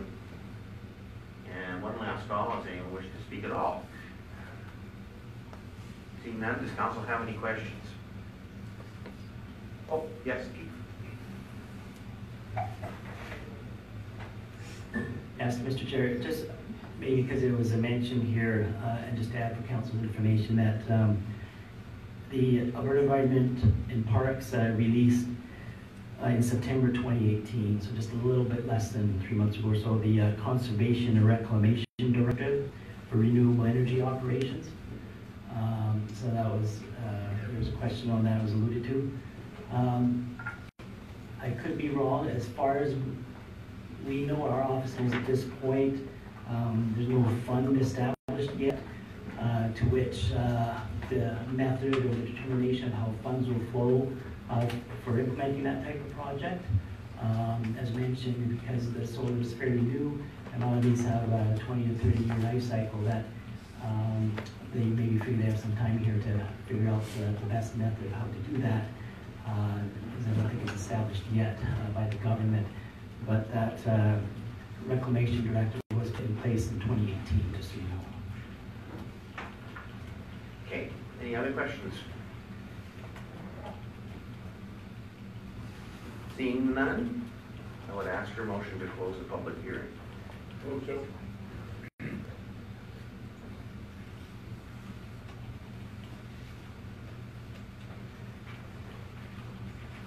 Those in favor? Those opposed? Carried.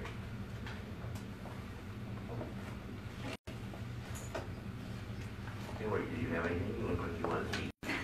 I always look like I want to speak.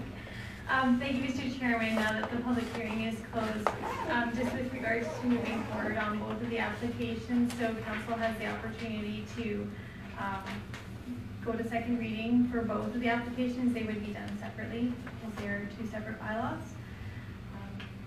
Or if they would, one thing I would like to mention is if there is something in the direct controls that council have, if under their review they would like some changes, they are able to make amendments to the direct control and then have it as amended. That is the opportunity of council with regards to these types of applications. Okay. So let's deal with the first one first, and that is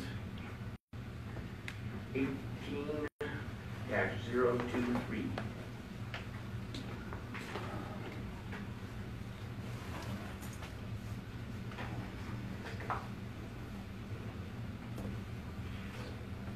And you said we already have first reading on both, or only one? We have first reading on both of these applications. We did that on November the 1st. Sorry, what was that? November the 1st was first reading for both applications. Okay. Kind of like him. Back away.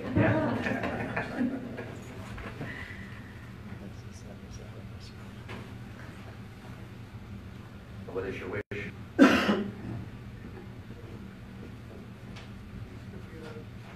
So you go ahead again. Agricultural 6.5. Mm-hmm. That 6.53B is the relevant approval authority shall consider irrigated land to be the highest priority. Yes, that is still in the municipal development plan.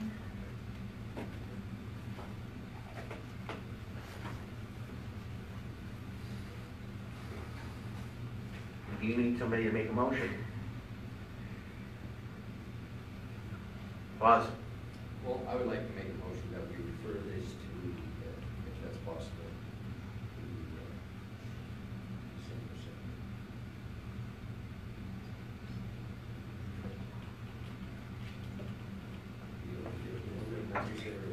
Mike? I would like to move that we refer this one to the December meeting to give it a little more consideration, like by ourselves, and be able to go through the study.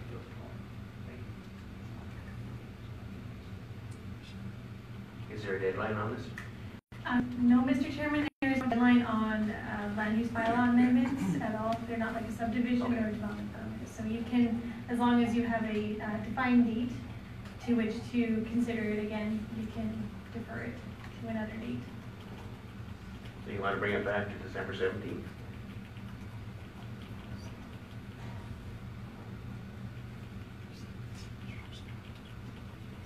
Okay. Any discussion on that? Call the question. Those in favor? Those opposed? Lost.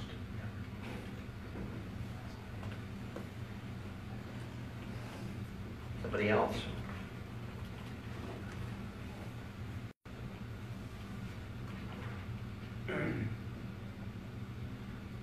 Ken? I would make a motion to reduce the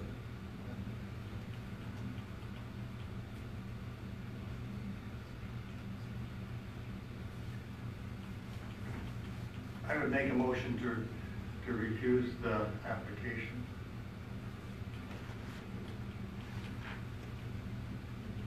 Any discussion on the motion?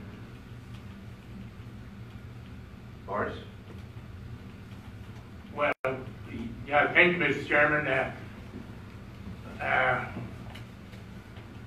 I would like to have an explanation of that. Is that possible? Why you want to refuse it? It's,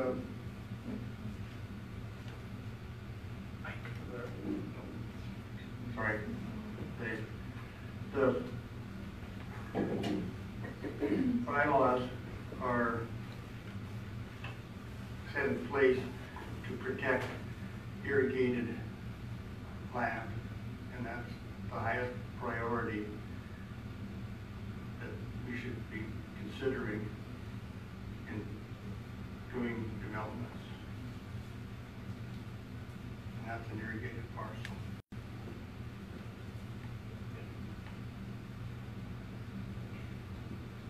Boris? Yeah, thank you, Mr. Chairman. Yeah, my thoughts are different on that one because I'm looking at it, you know, the type of generation you see from the solar panels, how that benefits so many people, you know, versus the agriculture side of it. I think it's a bigger benefit seeing it in solar panels, these type of areas, and what was described to us, how they can tap into the system with that, what do you call it, that substation down there close by, whatever. It makes sense to me. If we all gonna say, you know, well, don't take any good agricultural land out of use, you know. We got many businesses in the county what basically are affected by that, you know. For that matter, you know, some of the dairy operations, it's unbelievable the buildings they have. And if you look at, you know, in LaSalle, I got a couple of buildings, you know, that took good agricultural land out of use, if you want to look at it that way. But it has a tremendous big benefit, and that's the way you have to look at it. Any other discussion? Claus? Yeah, thank you, Mr. Chairman. Well, I think that the type of energy that is proposed that they could be using, I think that that is the way of the future. That's the way we should be heading. And I mean, we got renewable energy, we got green energy here. There is everybody's looking for it. Our governments are looking for it. We're supposed to go more. We'll get provincial and federal support for doing these kind of things. And I think that we have to look further than just irrigated land, because I think we also have to look at the income of the county itself, and I think that our linear income is going to be much greater with these kind of industries than that we would with our just our land taxes that we have. And so I probably have a lot more to say about this, but I think I'm in favor of this, and I would like to move ahead and see that we get this done. All right. Thank you, Mr. Chairman. I'm extremely conflicted. I'll be completely honest with you. I'm extremely conflicted. I agree with some of what Councillor Van Veen just mentioned. I think this is the possibly one of the paths to the future, and it's an opportunity. And I hate the idea of not having a nice, big, shiny, open for business sign. I don't want to send that message. I think we have to be open to these opportunities. That being said, I believe that it's been laid out, and it was previously laid out. It's been laid out going back as far as 2013. The county created a box, and we said, these are the rules. If you fit what's inside this box, we support you. We support diversification. We support clean energy, energy production. But I think in my opinion, what's been brought forward to us today, instead of a box, they've brought us a triangle that doesn't fit in that box. And they're putting us in the position, I personally feel that I've been put in the position where I now have to try and fit that triangle into that box. And for me, that home for this in our county, I just don't think this is that home. So I would have to support Councillor Benson. Thank you. Any other comments? So the way I look at this is, I do agree with a lot of what you said, Tori. The big problem is I think when we made the bylaw, we didn't really know that the substations need to be in a certain range of the energy source. So to be effective and have that energy has to be within 2 kilometers or less of that substation.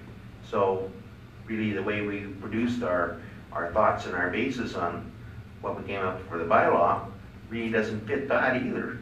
So we're kind of out on several spots here. But I think that, I know everybody says we have to be very cognizant of what we do with farmland, and yet on the other hand, we turn around and we turn over lots of valuable farmland for urban development, because urban municipalities also have to grow, and we have no way of stopping that process either. So, I mean, I am somewhat conflicted, but I definitely believe this is a project we should move forward on. So if there are no other comments, Claus? Yes, thank you, Mr. Chairman. Since this bylaw was put into place in 2013, and a number of us were not there when it was put in place, and I know that you have to abide by the rules of the county. In 2013, the bylaw was made. But bylaws are there to change, and I think that we maybe have to take a second look at the bylaw that we have in place and see that we maybe have to make some changes to it. Thank you. Any further comments? So we have a motion on the table for to refuse. So I will call the question. Those in favor? Those opposed? It's defeated. Or it's carried, sorry. Okay. Yeah, carried to refuse.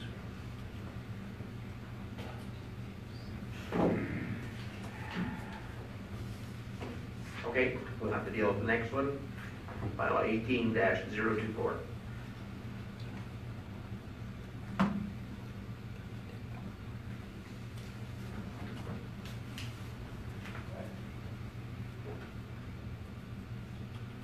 Steve? I'll do the same motion as the previous to refuse.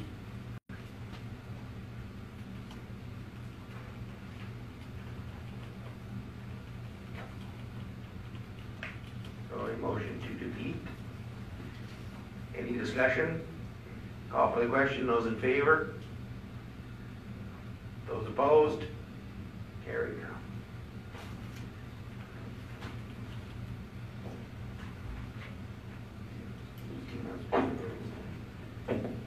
You may reapply again within 18 months, with a period of 18 months.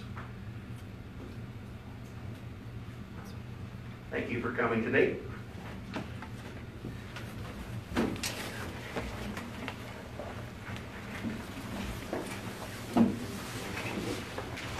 Go ahead, Claus. Thank you, Mr. Chairman. Can I bring forward the note? Certainly can. And with that, I would like to bring forward that we look into the bylaw that states that what we have in place right now about fine farmland. I would like to have it set up.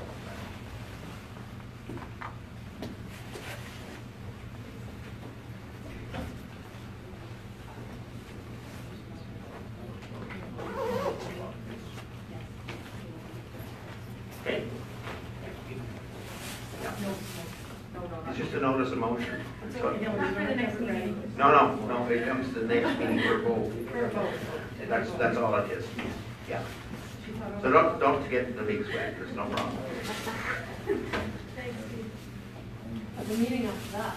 Yeah, that's okay, I can deal with January. No problem, you'll be in next year. Yeah, that's okay. I believe we're down to L1, pages 147 to 148, that's Brownlee LLP, 2019 Emerging Trends in Municipal Law. It's in Calgary on February the 7th.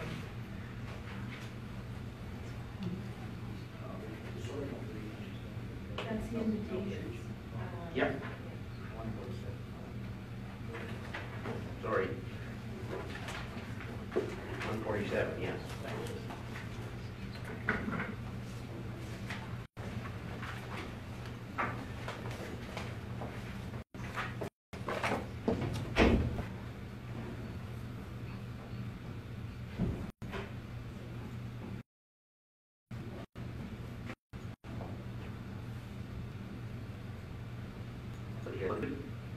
Anybody interested in going?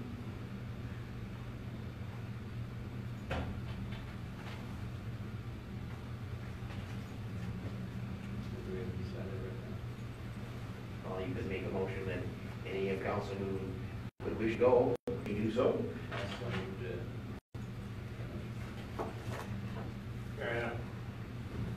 Anybody may interrupt, Mr. Chairman? You can. There we go. Not necessarily interrupt, but you can talk. I see the AIPA conference is in Calgary, and that's on the 5th and 6th in Calgary this time. And Klaus and me, we are representing the irrigation end of it, which is also the AIPA. So I'm very interested in being there. We haven't dealt with that yet, but that would work out pretty good then, because then the next time maybe we can go to Brown, because it's in Calgary also already. So I thought it was probably Klaus, I'm not sure, but I'm sure I'm going to be at the AIPA. We haven't had council approval for that yet, but most years, or pretty well every year, we attended that one, and I think it's a good one to be there.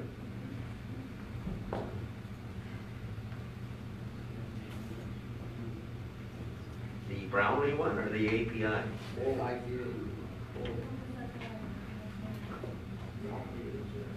But there's only two of you go to the irrigation. Yes. Just a question. Someone went last year. I recall how they said the session was, but just remember, you know, a lot of them said it was kind of pointless and boring. So just be cognizant of that when you decide to go again. It's an extra cost for basically nothing if you do attend. Morris? Yeah, thank you, Mr. Chairman, and yes, Councilor Campbell, you've absolutely got a good point down there. It was, for what I can recall, it was terrible presentations from them, but they're not every year the same, and we do have a lot of no, I shouldn't say support, we support them, I guess, one way, but we do rely on them, and it's good to mingle with them too. Anyway, there's a motion on the floor to have anyone who wishes to go can go. I'm going to call the question. Those in favor? Those opposed? Carried. We don't know yet because he doesn't want to eat the irrigation thing. They can get to you. Yeah. Should be on the next one. On the hearings on the next meeting. Pardon me? That should be on the 17th meeting after. Yeah, absolutely. Okay, let's go on to page 14950. Lethbridge College Board of Governors holiday reception.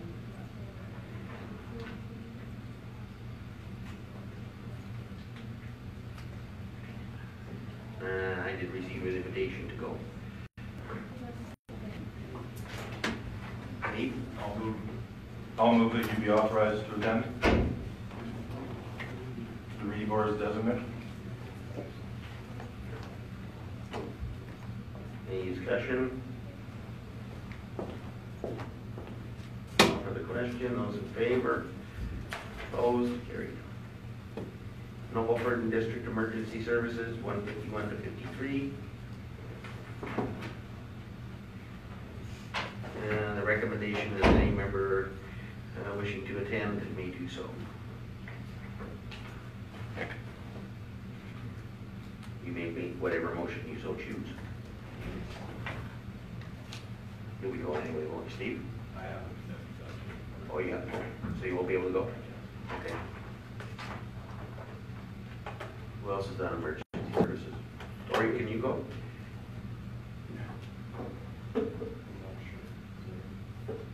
Ken, you're the other one, aren't you? Yeah, I guess that's me.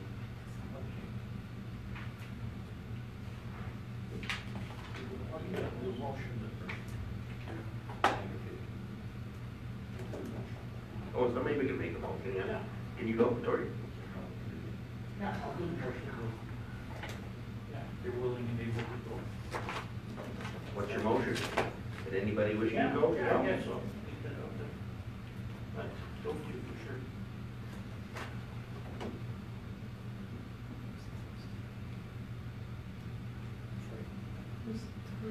Okay, I'll call for the question. Those in favor? Opposed? Carried. Okay, just let Lorraine know if you're gonna go. Sorry? We do? Oh, I don't remember that. Where did you put that?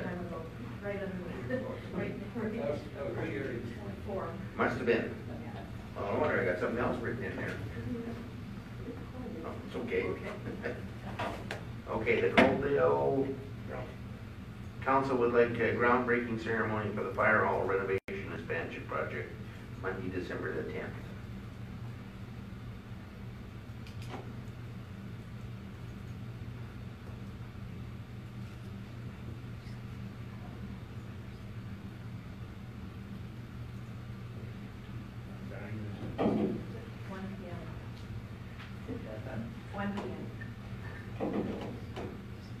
Plus, I'll make the motion that, anybody that wants to go should be free to go. Should be able to. I'm sorry, Councillor Zeenstra, it's 1 post meridian. No. You said no abbreviation, so.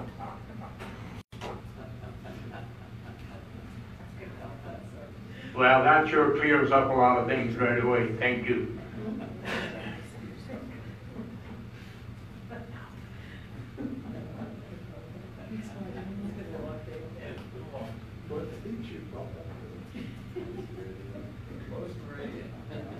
so who wants to go or who can go?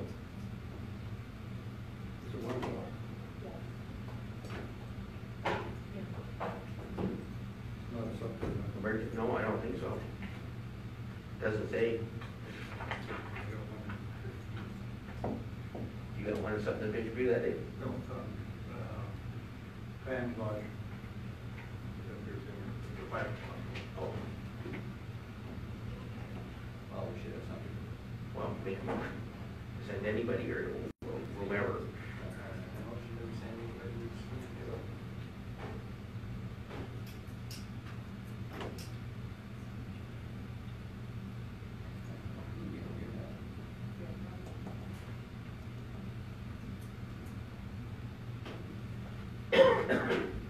Any discussion?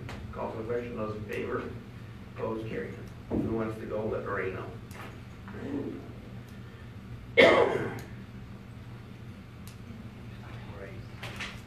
Separate cameras.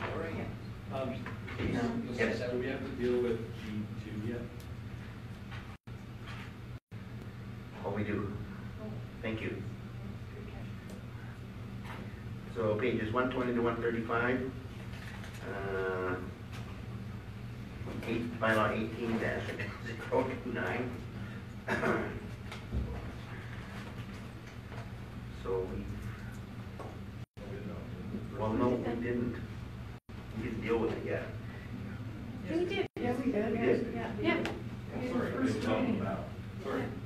Yeah, we did Oh, say. yes. Yes, we did. Yeah. Yeah, no, sorry, I never checked it off.